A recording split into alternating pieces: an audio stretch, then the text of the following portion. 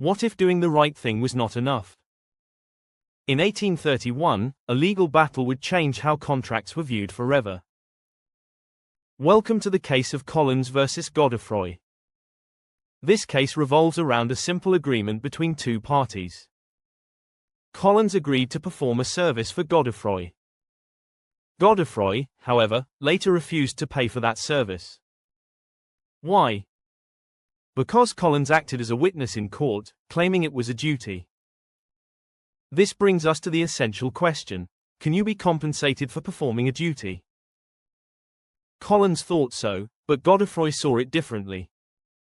This disagreement leads us to the legal principle established in contract law.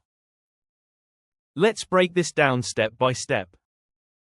First, we need to establish the context. Collins was hired for a specific job. Later, he was also called to testify in court. Next, we analyze the expectation.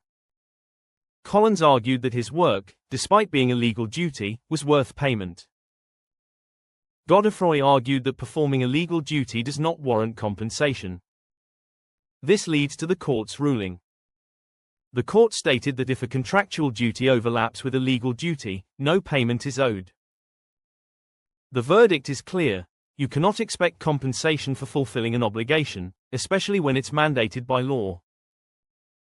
To make this clearer, let's use a relatable example. Imagine you are a teacher. Naturally, you teach students and help them learn.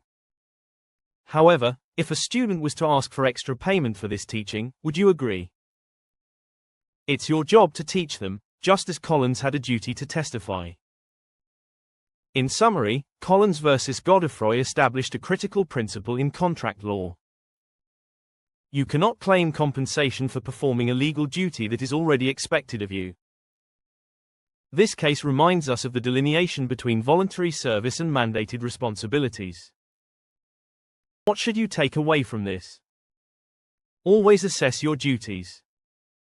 If it's mandated by law, compensation may not be owed.